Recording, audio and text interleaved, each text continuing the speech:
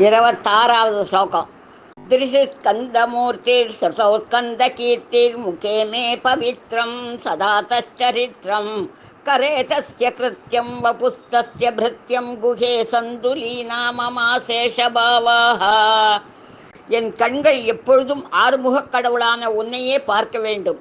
உயிர்களுக்கெல்லாம் நன்மை செய்ய உனது பெருமையையே எப்பொழுதும் என் காது கேட்க வேண்டும்.